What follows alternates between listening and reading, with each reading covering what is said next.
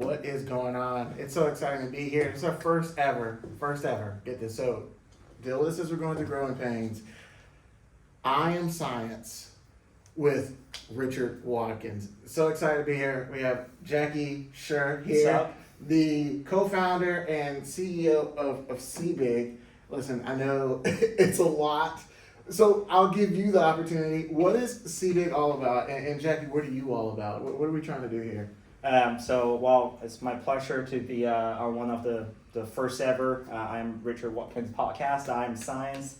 And when Richard approached me about this idea of the podcast and everything behind science, I was like, well, that's perfect because that's what I am all about. And, I graduated from High Point University with a degree in the computer science, and then was all of my education like in STEM field. And science is something that I am just naturally just really enjoy working on, and then really enjoy learning new things about. And when it comes to Ceebig, so the name is spelled Ceebig. So basically, you see something, you see the bigger picture, you see the bigger idea. All right. You see the next big step, the big adventure. Okay. So that's what the meaning behind the company name Ceebig. Oh, go. So you see the bigger picture when, everybody else is kind of looking at like what's happening today right in front of them. Well, let's go right into that.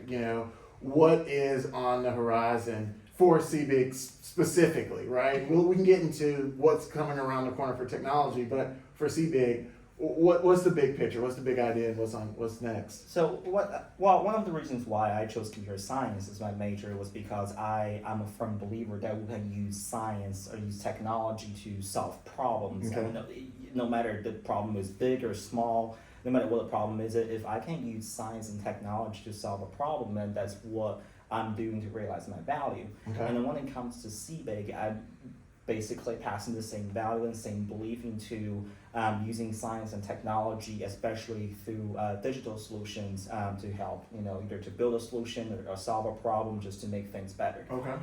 Which is why we're also in like the government contracting field. We're building the software applications for just everyday people, so everyone can benefit from like what a digitalized solution that can speed up the efficiency of the process or whatever you call it. Okay.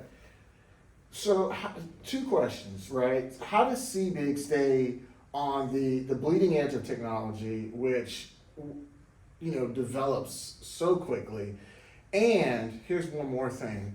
What is something that you can tell, the audience, about that they may not know about or may not be thinking about in regards to technology? Hopefully this is not weird or anything, but, a lot of people who are watching have seen, the Netflix show, Black Mirror. They've been following it, and so they're going to be thinking about like what's really this world of technology, what's real and what's not. So, two things: how does Ceebig stay on the bleeding edge of technology and innovation, and also, what is something about the field of technology that you think the common person, the person in the audience, might not be aware of? Well, answer your question one by one. The first one, how do we stay on top of the trend of what's out there? Okay. So basically, we really encourage learning within the workspace, and we, within the company, we have this educational fund, educational credit, and we actually have account on all those like skill learning platforms like Udemy, Coursera, and our employees can log on and take any courses they want. We pay for it.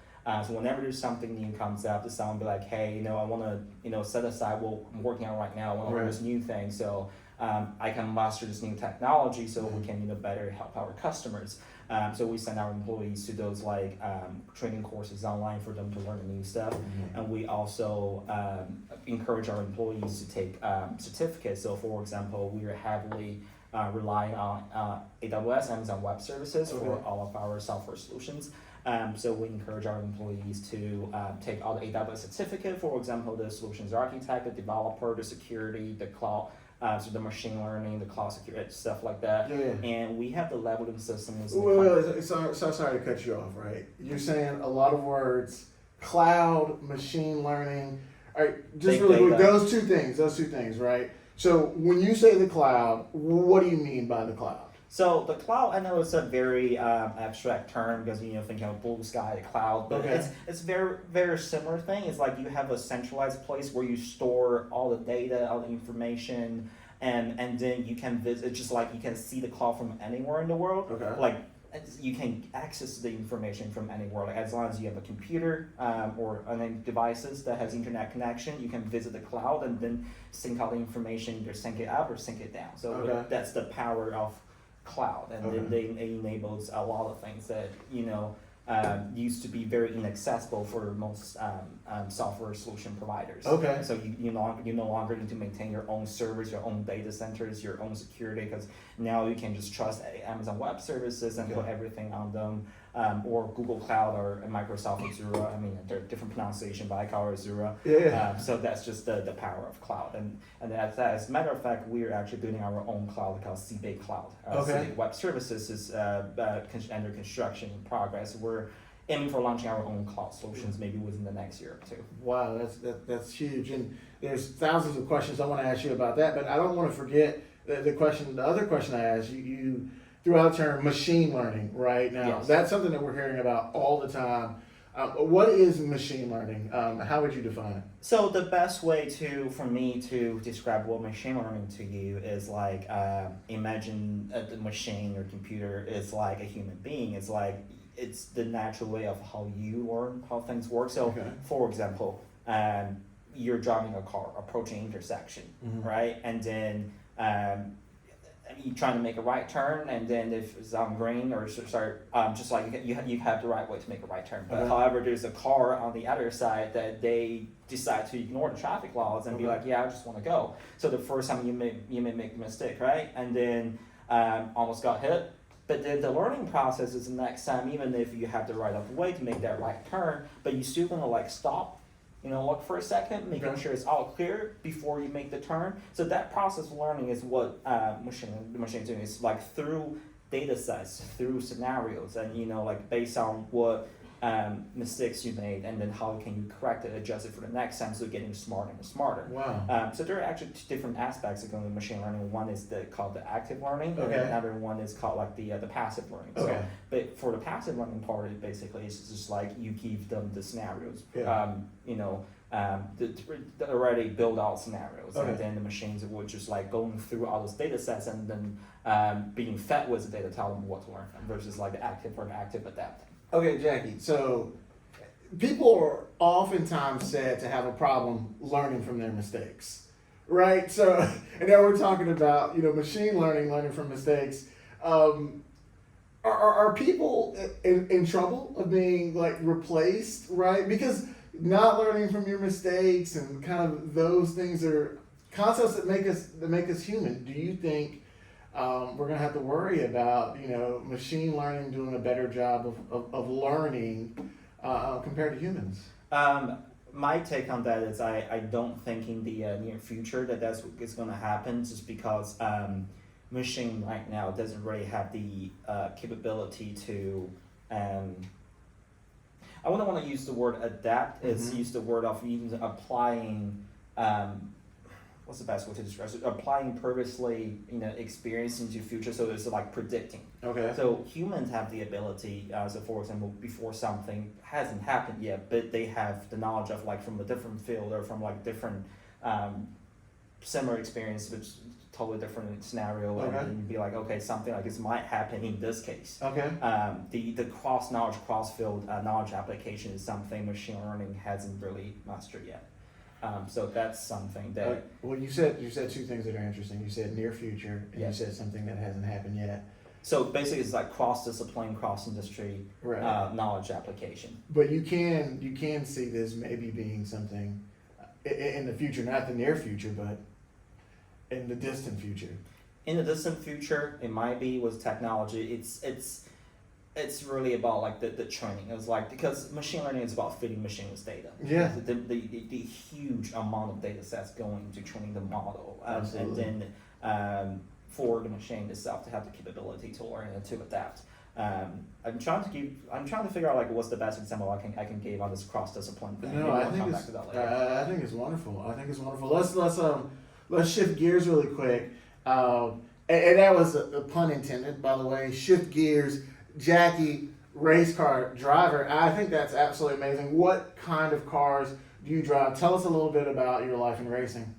So I got my first sports car back in 2018. It was very fortunate for me to have a sports car when I was back in college. Nice. What kind of sports I car? was a Porsche 718 Boxster. Okay, And nice. then I got a car from Foreign Cars Italia, which is an exotic car dealership here in Greensboro, North Carolina. Oh yeah. And Absolutely. then Foreign Cars Italia every spring and fall they organize this thing called the Track Days on Virginia International Raceway, which is one of the best racetracks on the east coast of the United States. Okay. So they just invited me to be like, hey Jack, you want to go to the track day with us? And then, just bring a car on the racetrack, spin for a couple laps, and then see how do you feel. I was like, sure.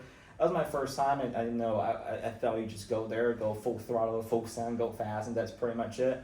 But then they're like, well, since it's your first time on the track, you can't go out by yourself. You have to go out with an instructor just to make sure that what you're doing. You're not like doing something not supposed to. Okay. And I'm really glad that I agreed to it. Because driving on a racetrack is a lot more than just full throttle going forward. You have to know like the track really well. You have to learn the racing line, like what's the fastest way from corner to corner. And sometimes you turn inside early, sometimes you turn inside later, sometimes you sacrifice this corner to maximize the next corner. And then you have to learn like all the flags. So because on a racetrack, the way how what's around you, because you don't have a TV in front of you in the car. Okay. You don't know what's going on other part of the track. If you're an audience watching a race and there's TV, there's like the host, that talk about, okay, hey, in turn one this happened. The third time, you don't have the overarching overview. So you have to kind of like really see the flags. So for example, yellow flag means there's something coming up in the next couple of corners, like be cautious. You have this meatball flag, so there's like debris on the track left by other cars. Okay. And if there's like a red flag, something really bad just happened, then you probably have to go pull back to the pit. So it's about driving your car fast, Okay. but in a very safe manner. Okay. To think about it this way, all the people were saying like racing is very race key, but I think racing is actually a lot safer than driving on the street, because you have 10, 20 drivers that know exactly what they're doing, right? Going in one direction, Okay. right? And if any, they're paying like full attention. No one's on their phone. Like you can't drive a racetrack going 100 miles per hour, 200 miles per hour on your phone texting and not paying attention to the traffic light. And then if anything happened, ambulance is literally less than a minute away. Like if anything happened, they have ambulance right off the track and they can go to you right away.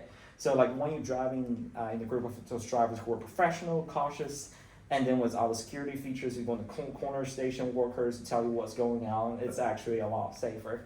And then I was doing track days for a while, and then I decided, well, this is so much fun. I want to go a step up further. I want to get into like legit racing, get my license.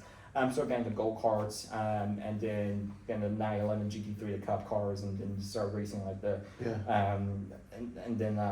and then recently I just got a Ferrari, and then trying to get into Ferrari challenge racing as well. Actually, Ceebig is building a racing team right now. It's called Ceebig Racing. Okay. And then the purpose of the racing is not just to just to race, because we actually have a cause behind it. One of our employees, his wife is from Ukraine. Okay.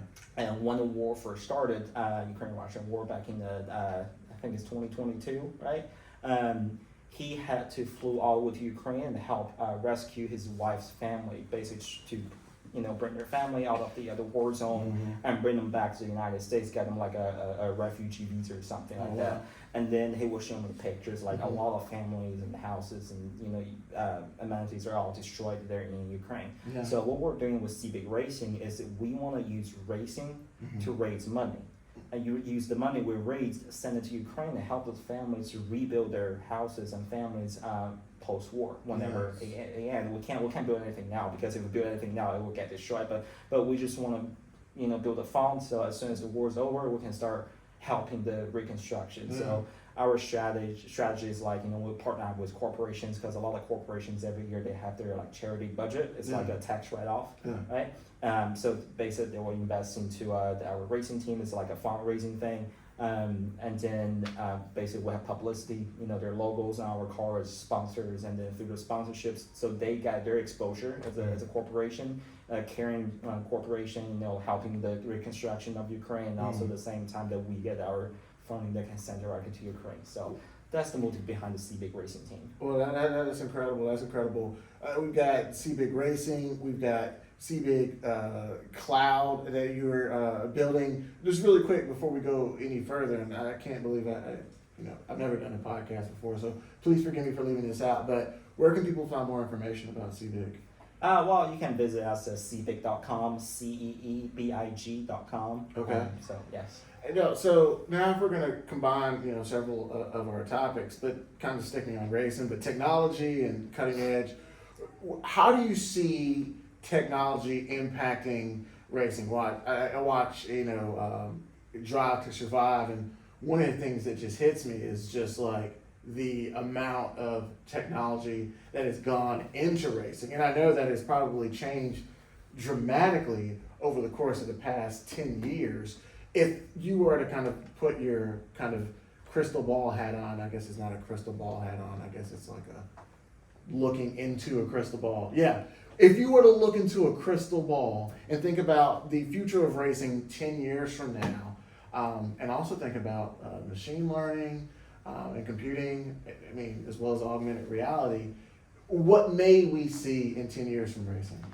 So that's a great question. To answer that, first I want to provide like a short brief history overview of like how technology and racing have been working together in the past, and how I think they're going to work together, continuously working together in the future. Okay. So I'm going to give you several examples of technology derived from the racing industry. So the most direct one is, I'm glad you mentioned Drive to Survive. So if you haven't watched that show on Netflix, basically it's a documentary about Formula One, and Formula One basically is like the pinnacle of like a motor racing. Like you have the most expensive cars, you have the best motor racing technologies out there. And then a lot of those big factory teams like Mercedes, the Ferraris, and McLarens, they actually are learning the cars, the aerodynamics, the power unit, the engine, everything. They apply their Formula One technologies into their road cars. So for example, the paddle shifters.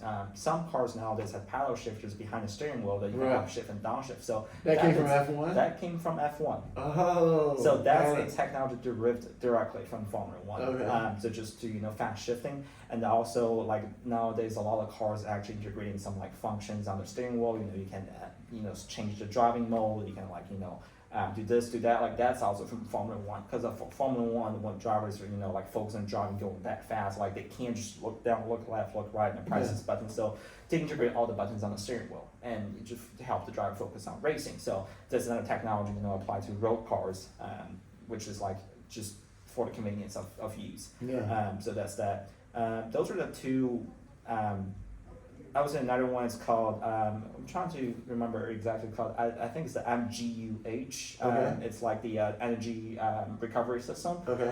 So they're applying energy saving system from Formula One road cars as well, especially on hybrid vehicles. It's like how do you convert like one, like for people who have knowledge of physics, it's about transfer of like energy. Like you have energy in this form transferring to that form. So when you brake, you transfer the braking energy into the motion, into like electricity power, to power back to the car.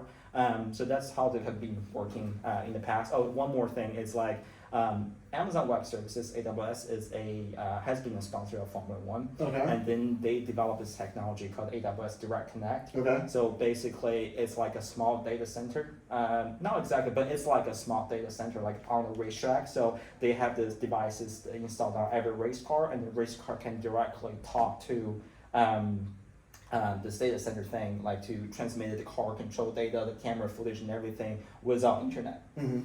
So that's the technology. So when you watch a Formula One race, right, you see all the onboard cams, you see all like the speed and everything. That's like the benefit of a technology called the AWS Direct Connect. So that's how they have been working in the past. And then moving forward, how they can be working in the future is something very interesting, because I don't know if you ever play with racing games like on Xbox, like I said, Forza, or iRacing even, and you have those bot racers. I have Gran Turismo. Yeah, like you can race with bots, right? Okay, yeah. And that's just like the thing about it is, how does bot know how to drive? Wait, are you talking about like when you're just playing a computer and not playing another person? Yeah, like for online racing games, you can either play another person Yeah, or yeah. play spots. Right. Yeah, so wait, how do they know how to drive? yes, so it's like it's the same technology about it. So what Yeah. if in the future there will be no human, Yeah. and then it will be computer driving all those race cars? Listen, I'm going to be honest with you. And it's going to sound weird, but I think I just have to say it now. I think it's the point of this kind of podcast because I think these things are sitting in the back of people's minds. And I just want to just go ahead for everybody in the entire universe who is watching this right now, right? And so one of the things that I love to do, right, just shifting off of racing but still talking about what you're talking about, is I love the sport of basketball, right? Yeah. I just came back from getting my hair cut at the barbershop. I'm sorry, Jackie, I was a little bit late. It was because I needed a haircut. Well, I love going to the barbershop to get a haircut, but I love going to the barbershop to argue about basketball, right? Yep. And we're always arguing, like, who's the best basketball player? LeBron James, Kareem Abdul-Jabbar, Michael Jordan, Kobe Bryant, you name it. Yao Ming, the one from China. Yeah, you can just argue forever, and you can never play, because most of the time these players are playing different positions, they're playing in different eras. You might have a player that never reached their potential because they got injured or what have you, right? Yeah. So going back to watching bots or computers play each other, right? Yeah. One of the things that I have found very enjoyable to do, right? Just everybody out there, if you want to just say, oh, that's just ridiculous, why would anybody do it? Just try it, it's a lot of fun. If you ever have a question about what basketball player is better, go play whatever the latest version of NBA 2K is, right? And you can put these players against each other, and you can set it to the computer playing each other. Now, it's not like the real thing, but with the way these graphics and movements are getting, it is entertaining. And I can tell you, for anybody out there who's wondering, right? So far in my 2K simulation experience, the best lineup that you can run with out there, everybody's gonna get mad at me, right? Yeah. Running your point guard, Penny Hardaway. Number 2, Kobe Bryant. Your power forward is going to be Kareem Abdul-Jabbar. Center at Shaq, and your small forward is going to be LeBron James. So far, that's what the computer is just telling me is the best right there. But it is a great deal of fun, and I'm just gonna be honest with you. I was flipping back and forth when the NBA Finals are going on between it and NBA Finals. I just got to figure out what the best lineup is. But you're talking about the same thing. So, I mean,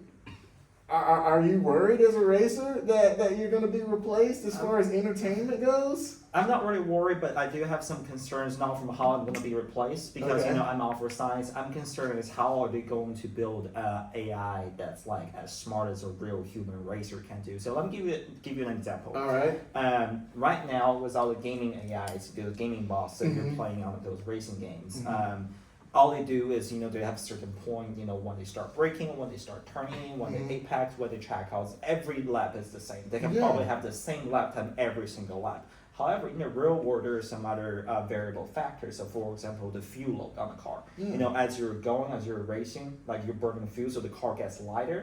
When it gets lighter, which means you have shorter braking distance, so you can brake a lot lighter. And very similar stuff to tires. At the beginning of the race, you have very fresh tires, like slick tires, right? But as you're going racing, your tires are like you start, mounting, like wearing. Yes, like you start getting less tractions. So when you get back on the throttle, you probably want to be a lot more cautious. When you get less traction, your rear starts sticking out, and which you call oversteer. So, like basically, as human racer, you have to adjust your driving style lap after lap. Just based on real feedback from the car.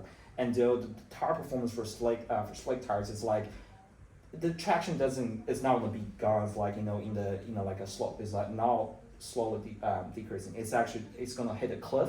And after the cliff, you just boom, it's like the performance is like just gone. It's like that fast.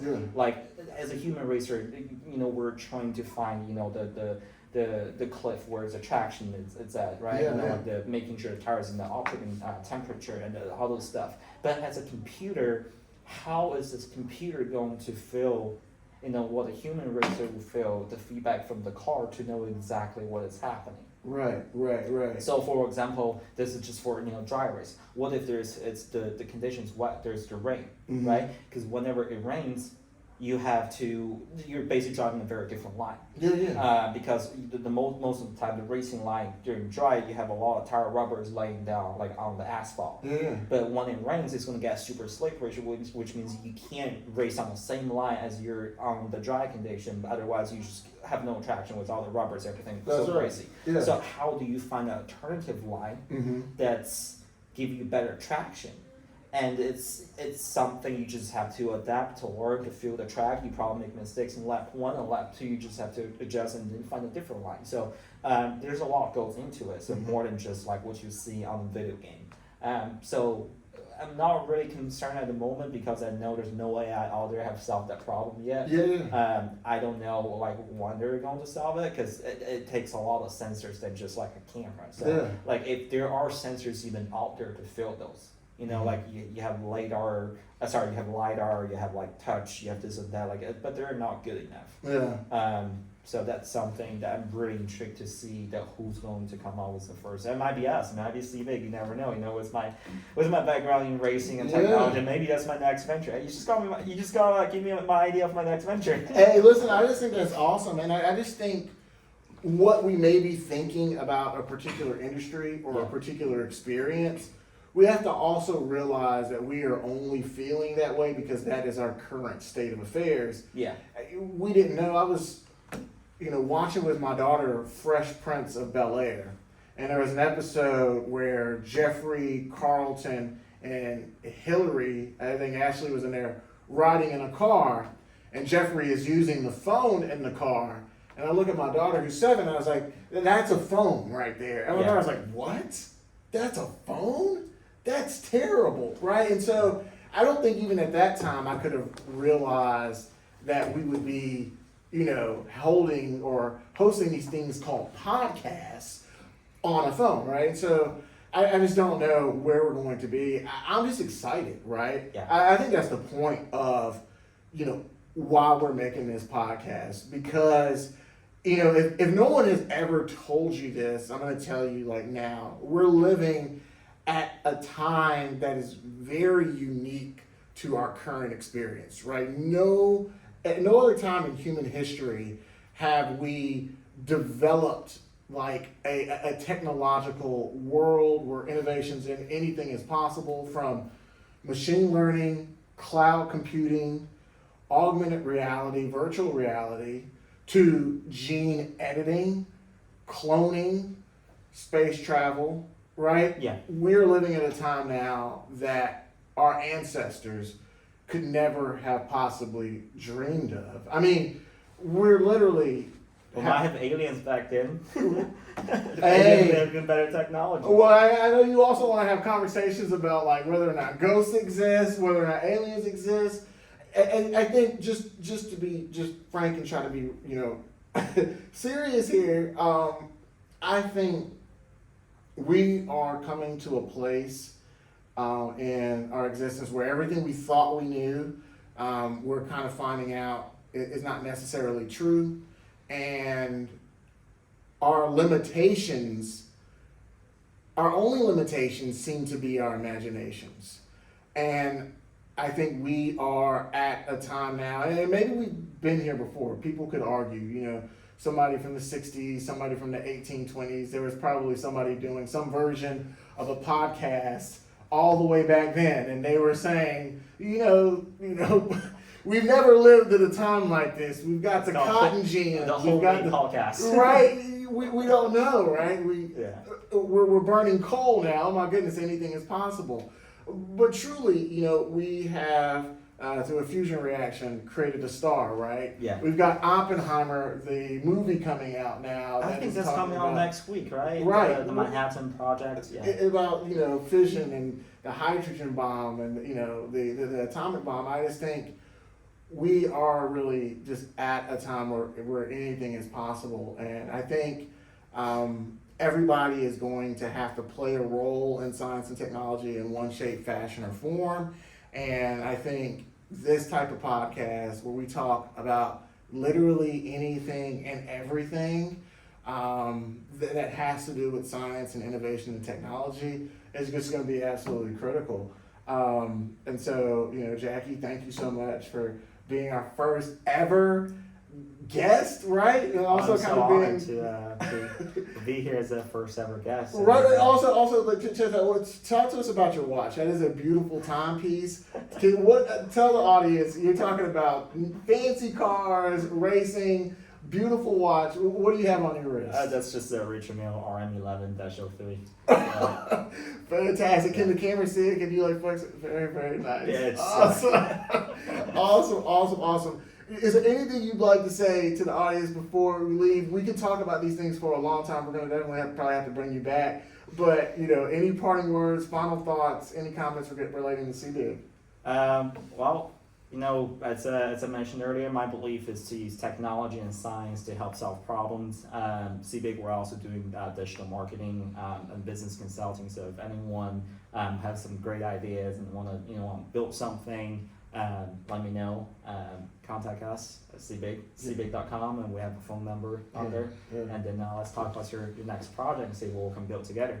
That's fantastic, and be on the lookout for Ceebig Racing. I'm really, really excited about that and future racing in general. This is Dr. Richard Watkins, your host of I Am Science podcast. We'll see you next time around. Take care.